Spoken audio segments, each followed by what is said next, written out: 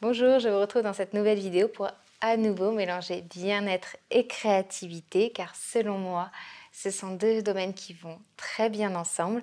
Et aujourd'hui, je vous propose de réaliser un dessin puis une peinture avec les médiums que vous souhaitez. Ça peut être aussi du coloriage afin de se détendre. Lorsque par exemple, on a un moment de crise de stress, une crise d'anxiété ou un moment de déprime, c'est un moment temps pour soi, pour se faire du bien et vous allez voir que la créativité aide vraiment à expier certaines émotions, mais aussi une certaine forme thérapeutique. Et c'est ce que j'ai envie de vous transmettre dans ces vidéos. On n'est pas forcément là pour réaliser un chef-d'œuvre, une œuvre d'art, mais plus pour prendre du plaisir et se faire du bien au moral avec une petite boisson chaude, comme d'habitude. Petit thé, ce que vous voulez. Et l'idée de cette vidéo m'est venue durant ma dernière crise d'anxiété. J'ai eu besoin de faire un petit dessin, une peinture, quelque chose qui me fasse m'évader. Ça m'a vraiment fait beaucoup de bien. Et ainsi, j'ai recherché quelque chose d'accessible dans ces moments-là. Et du coup, j'ai dessiné Bobby et Bobette, qui sont en fait inspirés de Carpocoy. J'espère que je le prononce bien. Et d'abord, ça a été du crayon, puis de l'aquarelle. J'ai essayé de faire quelque chose d'assez simple et vous verrez salé. J'espère qu'on va réussir à reproduire à peu près le même résultat sur un plus grand format après. En tout cas, ne vous prenez pas la tête, c'est vraiment un moment pour soi. Moi, je l'ai fait au fond de mon canapé sous deux plaids avec la petite boisson chaude et tout. Puis peut-être que vous pouvez faire cette vidéo plus tard et d'abord la regarder pour passer un moment de détente avec du dessin, un petit peu de musique, une boisson chaude. Ça va être sympa. L'idée, ça va être d'essayer de reproduire ces deux petits poissons carpe-koi. Donc, je vous invite à vous munir d'un crayon de papier, d'une gomme, d'un papier qui supporte l'aquarelle si vous souhaitez poursuivre à l'aquarelle. Ou sinon, vous pouvez aussi utiliser des feutres à eau, ça ira très bien. Je pense que ça pourrait être très joli aussi. Et des crayons de couleur. Moi, ici, j'ai mêlé du coup crayon de papier juste pour poser la base, puis après aquarelle et enfin le crayon de couleur pour venir rehausser. Si vous avez envie de prendre le même matériel que moi pour suivre en même temps la vidéo, mais vous pouvez aussi le faire à votre sauce, il n'y a pas de souci. Je pense que ça donnera bien. Le plus important, c'est de passer un bon moment ensemble. Ici, c'est Marine, vous êtes sur Plume Atypique et je vous invite à me rejoindre là-bas. On va commencer par poser les bases au crayon, donc petit crayon, petite gomme, et c'est parti pour poser les bases de notre poisson. Pour ce faire, je vous propose de dessiner deux cercles. Un premier qui sera au niveau de la tête de notre carpe et un à la fin qui sera à la jointure de sa queue.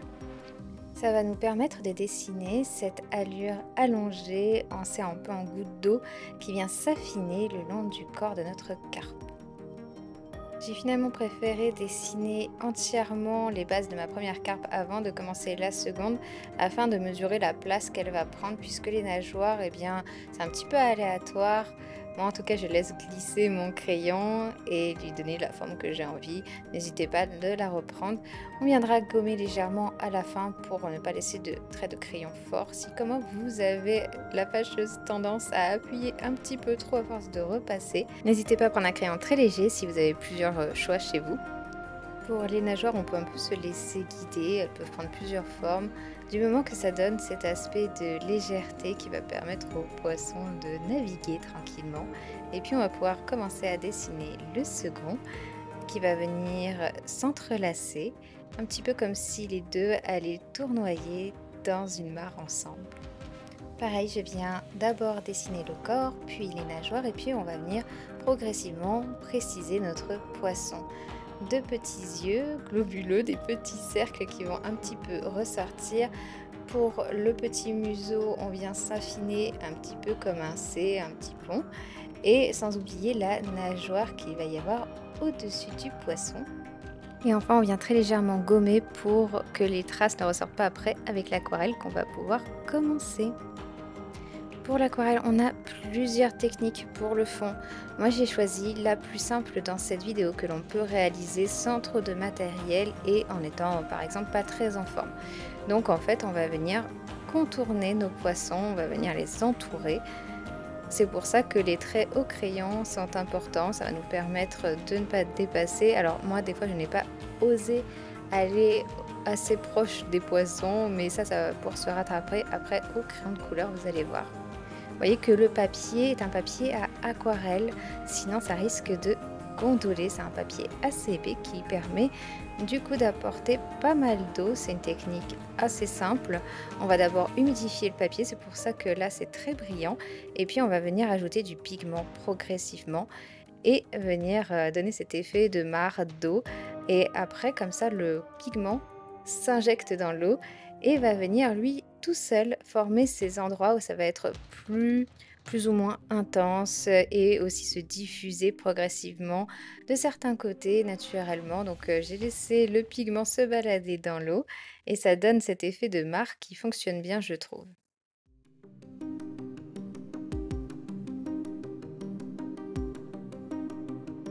On va pouvoir venir colorier nos poissons. J'ai décidé d'en faire un dans les couleurs rouges et l'autre dans les couleurs jaune orangé. Vous choisissez vos couleurs. Pour se faire plaisir, c'est un petit peu notre petit monde imaginaire. On n'est pas obligé de faire une gargoyle comme si c'était quelque chose de très réaliste. Après, ça dépend de ce que vous avez envie de faire. Moi, j'aime bien laisser place à l'imagination. Et puis, comme pour l'eau, je suis venue d'abord humidifier le papier et puis j'ai rajouté progressivement du pigment pour faire ressortir certaines zones et je trouve que ça marche bien avec les taches qu'ont en général les carpe-koi, plus ou moins intenses à certains endroits ou pas. Après, quand je m'emballe un petit peu trop sur l'eau, on peut venir éponger un petit peu. Alors, soit vous avez une petite éponge à aquarelle qui va souvent avec les palettes, ou alors vous l'avez acheté à part, ou vous pouvez prendre tout simplement un petit mouchoir au bout de ce sopalin. J'ai bien utilisé différentes nuances de rouge, soit directement disponibles dans ma palette, soit que je viens diluer. Dans tous les cas, je viens essayer toujours ma couleur sur le côté sur un petit bout de papier, où je viens diluer le pigment à côté dans ma palette, dans le côté fait pour cela. Ça va me permettre après aussi de donner ce côté un petit peu filandreux qui vient se donner un petit peu cet air d'éventail au niveau des nageoires, des grandes nageoires du poisson. Puis on viendra intensifier tout ça après avec le crayon. Et pour l'autre carpe, je suis partie du coup sur les tons jaune orangé.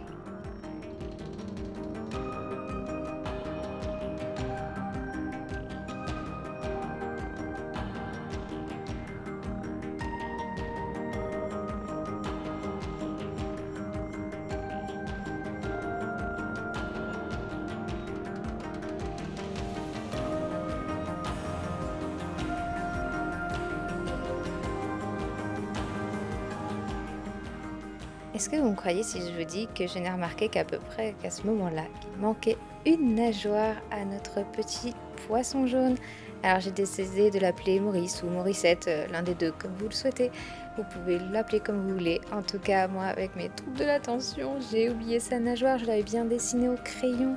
Et puis j'ai voulu la refaire mieux. Elle ne me plaisait pas. Et puis je l'ai oublié. Donc voilà, il aura que 3 nageoires. Je ne sais pas si c'est très grave. On va peut-être se cotiser pour lui en offrir une nouvelle.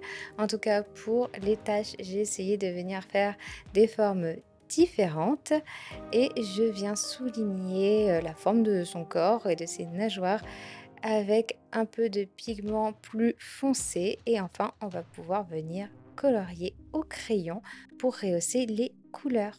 Évidemment, moi je vous propose crayon, aquarelle et puis crayon de couleur, mais vous pouvez utiliser d'autres techniques. Le feutre à eau, ça peut être aussi très joli, je pense.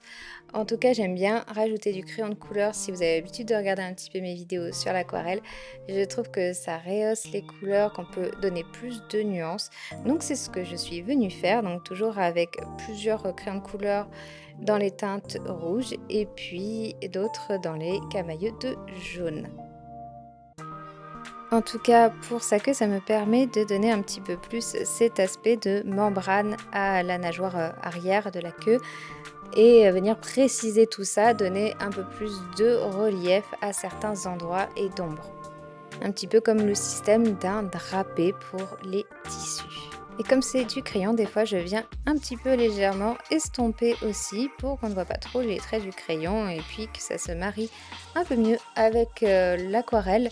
Et comme ça vous verrez qu'à la fin, entre l'aquarelle et le crayon, vraiment ça se marie bien, on dirait que c'est une seule et même matière, ça va très très bien ensemble je trouve. Et puis le crayon peut permettre aussi de venir combler certains endroits, par exemple si on n'a pas osé aller jusqu'au bout comme moi des fois entre l'eau, les nageoires et le corps du poisson, et bien de venir rajouter un petit peu de couleur à ces endroits-là. Et on fait bien ressortir notre poisson dans sa petite mare. Puis je me suis munie d'un crayon de couleur gris pour venir dessiner les yeux et les petites moustaches de mes poissons. Les yeux, c'est très simple, c'est une petite amande, un ovale, et je suis venue rehausser au-dessus par une petite courbe les yeux du poisson à l'intérieur. Et pareil pour les moustaches, c'est une courbe, vous pouvez la faire plus ou moins longue comme vous avez envie et donner l'esthétique que vous voulez. Et puis on va pouvoir finir de rehausser toutes ces couleurs avec les crayons jaunes et orangés. J'ai venu utiliser plusieurs nuances, et comme ce ne sera pas exactement les mêmes couleurs que l'aquarelle, c'est pareil, ça fait tout un camailleux, ça se mélange bien, ça rehausse la couleur.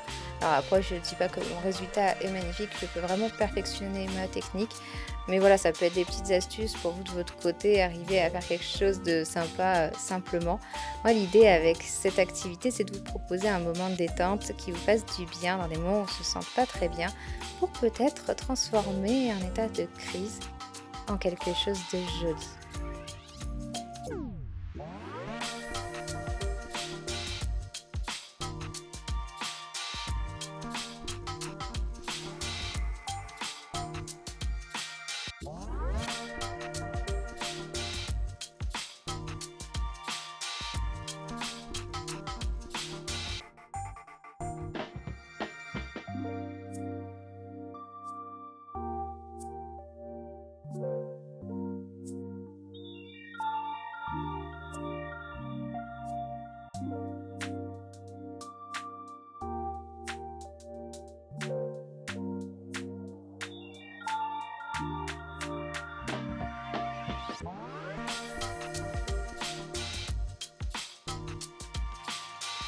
Et voilà, j'espère que cette activité t'aura fait du bien, t'aura détendu. Est-ce qu'on peut prendre une petite minute pour la nageoire de Maurice ou Morissette qui est partie, et du coup, commentez si vous êtes encore là, une nageoire pour Maurice ou Morissette, ça dépend comme vous le voyez. En tout cas, si vous avez apprécié la vidéo, n'hésitez pas à laisser un petit pouce, c'est important pour soutenir la chaîne. Un commentaire du coup pour Morissette, et aussi pour me dire si vous voulez voir d'autres vidéos où on met le bien-être et créativité dans une activité qui pourrait nous aider à diminuer notre stress, notre anxiété, à nous sentir mieux. Parce que je ne sais pas vous, mais moi quand je fais de la peinture, du dessin, c'est un moment vraiment de calme pour mon esprit.